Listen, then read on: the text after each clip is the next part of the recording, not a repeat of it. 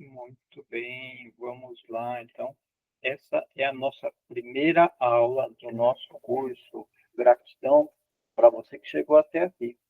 Muito bem.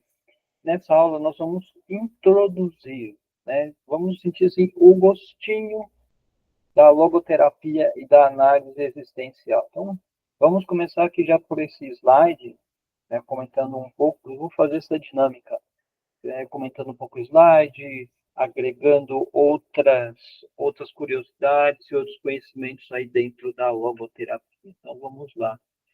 Logoterapia, análise existencial, a psicologia das alturas. Então, o Frankl diz que a logoterapia é a psicologia das alturas, enquanto a psicanálise, onde, ao mesmo tempo, Frankl faz muitos debates com a logoterapia, faz muitos questionamentos à logoterapia, a gente considera e sabemos, né, que a psicanálise é a tal da psicologia profunda, que investiga o mais profundo do ser humano, o inconsciente pulsional, o inconsciente instintivo. O Viktor Frankl não vai negar o inconsciente, pelo contrário, né? Em alguns debates, o Frankl não nega o desenvolvimento científico de outras abordagens. Porém, a logoterapia traz uma proposta de atingir uma dimensão do ser humano que, por outros autores, é esquecida, né? Que é o campo do noético ou do espiritual. Nós vamos falar sobre noético e espiritual mais à frente, né? E já dando um spoiler que aqui, esse espiritual que se fala na logoterapia não é exatamente o que nós estamos acostumados no nosso idioma sobre o cunho religioso. Não é exatamente isso. Porém, a logoterapia tem um debate muito interessante e eu digo mais, muito saudável com o campo religioso. O ser humano é um ser religioso, não temos como ligar a isso. Tudo bem, então, Frankl coloca como a psicologia das alturas e outros autores também, e aí colocam a logoterapia como a psicologia das alturas. Muito bem. Então, vamos comentando aqui, vamos seguindo. O que significa logoterapia? Muito bem. A palavra logoterapia é formada de duas palavras, né? O termo logos é uma palavra grega que significa sentido. Logos, em grego, tem uma série de camadas de significado, né? E um deles é o sentido. Né? Em algumas passagens bíblicas, diz que o Logos se fez carne. Mas o sentido que o significado que o Viktor Frankl recupera de Logos é o sentido. A segunda palavra é a palavra terapia. A palavra terapia também vem do grego e significa terapeia, que significa o ato de curar ou de restabelecer. Sendo assim, a logoterapia é a terapia centrada no sentido, ou é a terapia que aborda o sentido como instrumento de motivação e de cura do ser humano. Né? De onde vem isso tem muito mais. Vamos lá. Bom, e quem que é o autor da logoterapia? O autor da logoterapia é o nosso querido Viktor Frankl. O Viktor Frankl, ele nasceu em 1905 e morreu em 1997. Ele nasceu na Áustria e morreu aos 92 anos em Viena. Ele teve uma vida muito produtiva, muito significativa, com muitas obras publicadas, nem todas ainda em português. Tem algumas obras que não temos em português, mas temos em espanhol, é um idioma próximo ao nosso, para quem quiser se aprofundar. Tem muita coisa em espanhol sobre a logoterapia, mas já tem bastante coisa em português, né? E aqui só apenas fazendo uma exposição, né, alguns livros muito interessantes, né, sobre o Viktor Frankl, né. Esse aqui, né, como eu falei aqui na nossa aula de boas-vindas, esse primeiro trecho das boas-vindas, né, muita gente começa na logoterapia por este livro aqui, ele é muito bom, muito bom. Outro livro também que o Viktor Frankl também foi desenvolvendo a sua abordagem antes de ir para o campo de concentração e depois de ir para o campo de concentração. Esse livro aqui é um livro central, né, para quem gosta de logoterapia, quer aprofundar na logoterapia, ou psicoterapia e sentido da vida.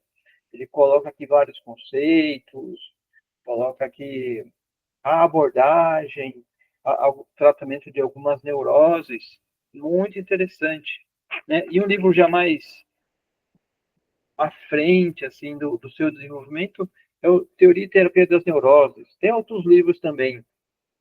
Então, é uma abordagem que tem muitos fundamentos, né? Tem um caráter científico e tem um caráter prático também. Muito bem. O Viktor Frankl, ele foi um psiquiatra, ele foi um neurologista.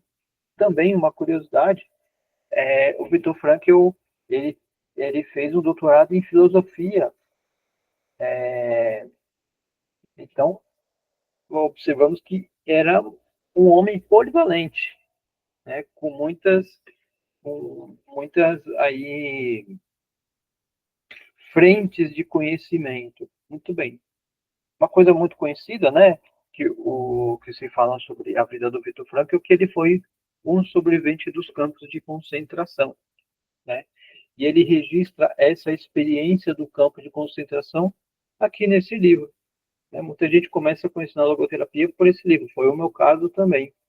Então, aqui ele traz o relato da experiência dele no campo de concentração, ele faz aqui uma espécie de um ensaio, né, como se ele fosse um psicólogo observando a reação dos prisioneiros, a reação dos conviventes no campo de concentração. É muito interessante. E para quem quer conhecer a fundo a obra e a vida do Viktor Frankl, precisa ler esse livro. O Viktor Frankl tem uma autobiografia, que se chama O que não está escrito nos meus livros. Nós vamos abordar um pouquinho sobre a biografia do Frankl em um outro encontro. Bom, ele foi um sobrevivente dos campos de concentração, viveu 92 anos, e sobre a sua produção teórica e prática, tem uma seguinte coisa que é muito importante, né? Quando a gente vai estudar logoterapia, nós vamos ver muitas vezes nos textos, né? O autor da terceira escola de psicoterapia vienense. Então, se é a terceira, deve ter a primeira e a segunda. Bom, a primeira todo mundo conhece, é a psicanálise, né? Freud, né? Logo, quando nós falamos de psicologia, muitas vezes é o nosso imaginário. É uma poltrona onde senta o psicoterapeuta, o divã, onde se deita o paciente, né? Isso foi uma coisa que o Freud, através dos seus pacientes, foi desenvolvendo esse set, né? Tão aconchegante, tão interessante. A segunda escola de psicoterapia vienense é a psicologia individual, do Alfred Adler, né? É um ilustre desconhecido, tem um pensamento muito interessante. E a logoterapia é a terceira escola de psicoterapia vienense. Muito bem. Vamos aqui para o nosso próximo slide.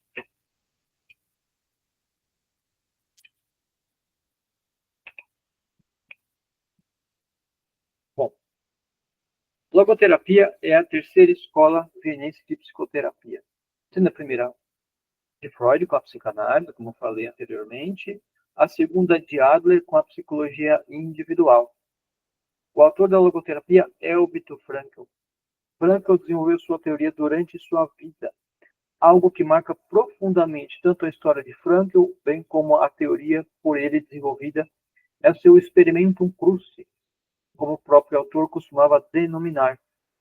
Frankl passou por 4 campos de concentração entre 42 e 45. Após a saída do campo de concentração, retoma seu ofício como médico, psiquiatra e continua desenvolvendo sua obra. E esse experimento crucis está registrado aqui. Aqui está registrado o seu experimento crucis. E o que ele quer dizer com isso?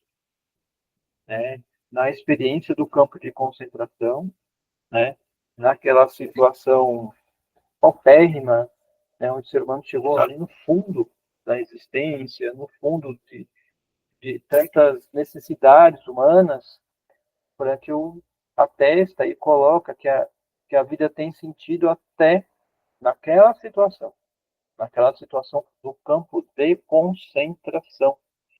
Para que eu disse que a vida sempre tem sentido. Em qualquer situação, a vida tem sentido, né? E esse experimento Crucis está registrado aqui nessa obra. Muito bem. E o Viktor Frankl, ele coloca, em muitos nos seus textos, que toda abordagem tem uma visão de pessoa, uma base antropológica e uma base filosófica. As outras abordagens dentro da psicologia também têm uma abordagem. Aliás, tem um fundamento antropológico e filosófico. E o desenvolvimento da sua prática, do seu campo teórico, científico, vai passar, consequentemente, pela visão de pessoa. Bom, e que autores que o Frankl utiliza para apoiar sua base antropológica? São vários, mas aqui eu destaco alguns, né? Toda abordagem psicológica tem o seu arcabouço, uma base filosófica e antropológica. Sua base filosófica tem por base diversos autores. Frankl leu durante sua trajetória Max Scheler, que é fundamental, Nikolai Hartmann, Martin Heidegger e Karl Jaspers, entre outros. Nós vamos encontrando nas citações do Viktor Frankl o Santo Tomás de Aquino, Santo Agostinho, Albert Camus. Nós vamos encontrando também citações do Viktor Frankl debatendo muitas vezes com Heidegger, muito, como que eu citei aqui, muitas vezes com outros existencialistas. A logoterapia é uma abordagem.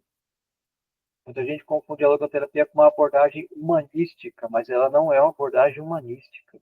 A logoterapia é uma abordagem existencial, fenomenológica e existencial. Para quem conhece um pouco desses campos de conhecimento da filosofia, vai conseguir identificar. Mas a logoterapia não é uma abordagem humanística. Muita gente confunde, a logoterapia com a abordagem humanística, mas ela é fenomenológica e existencial. Na sua base filosófica e científica, nós vamos ver que esses autores da fenomenologia e do existencialismo estão ali presentes.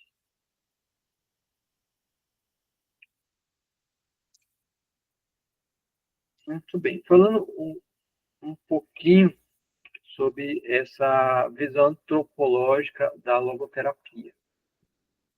Temos muito a falar sobre isso. A visão antropológica da logoterapia é riquíssima, mas vamos falar um pouco aqui. Qual que é a imagem de pessoa que se tem na logoterapia?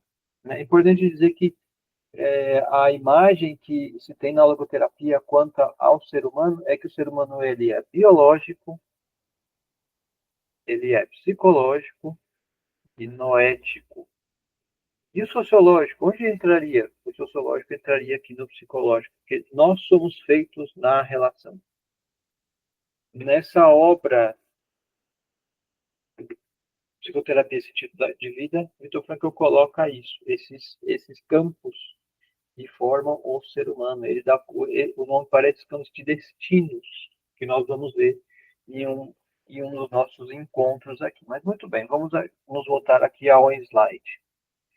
A antropologia de Viktor Frankl e sua visão de homem se apoia na liberdade da vontade, a vontade de sentido e o sentido na vida. Esses 3 pontos são essenciais para entendermos a logoterapia e também para entendermos a prática psicoterapêutica da logoterapia. Muito bem. A liberdade da vontade envolve o debate determinismo versus pandeterminismo. Nós vamos abordar isso. A vontade de sentido é discutida em sua distinção sobre os conceitos da vontade de poder, a vontade de prazer, do modo como for desenvolvido pelas psicologias do Adler e a freudiana, respectivamente. A questão do sentido da vida faz referência à discussão relativismo versus subjetivismo. Quanto à liberdade da vontade, o homem não é livre de, mas livre para. É livre para decidir sobre seus condicionamentos. Esses termos que estão aqui, nós vamos, um por um, destrinchando nos nossos próximos encontros.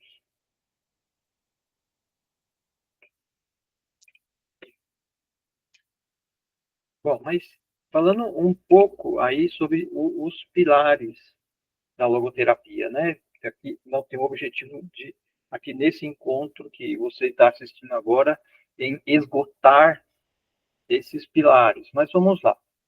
Quanto à liberdade da vontade, o homem não é livre de, mas livre para.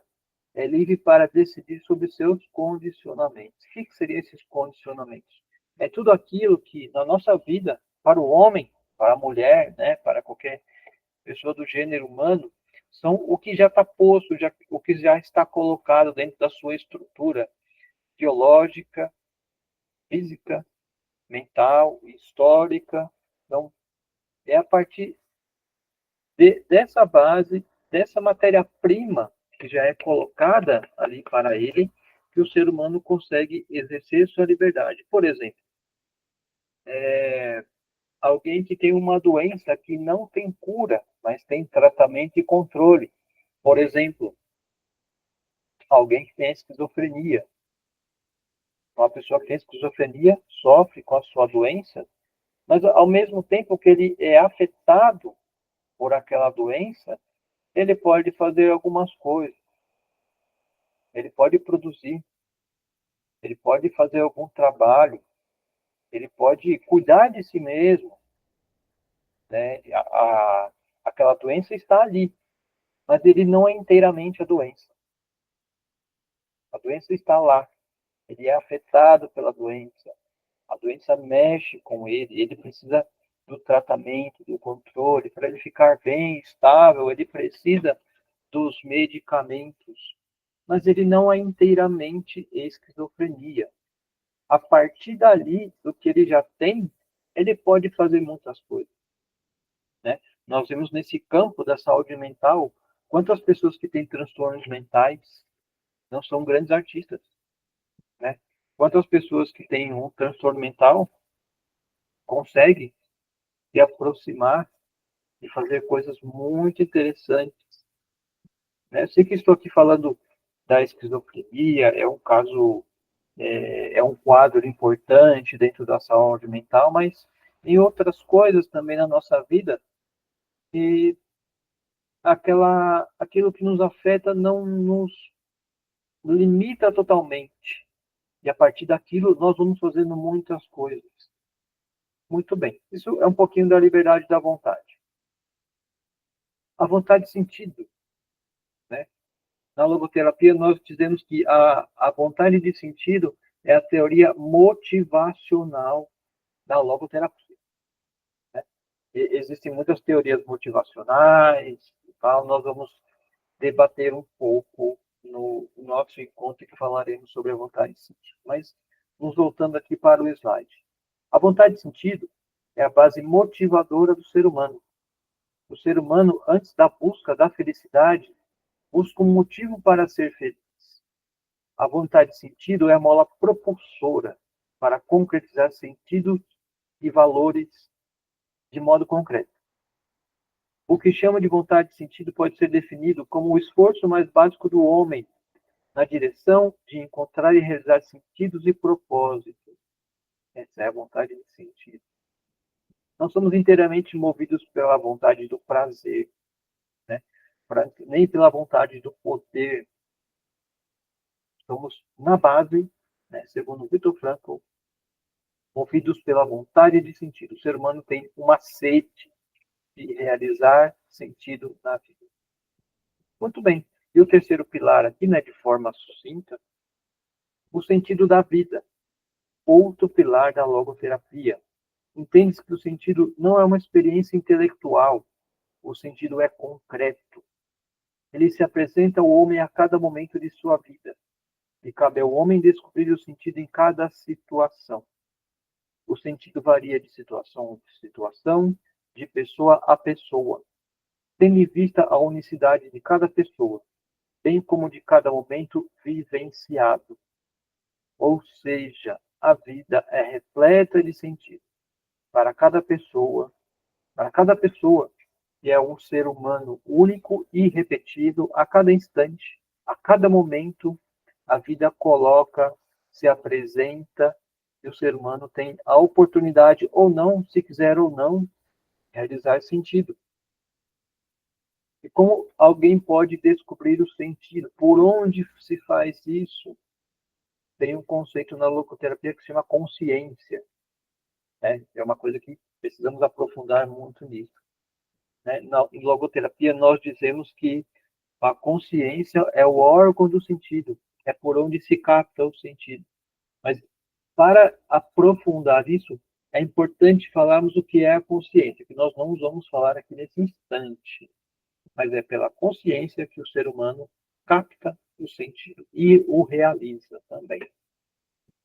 Muito bem. Esses são os três pilares da logoterapia.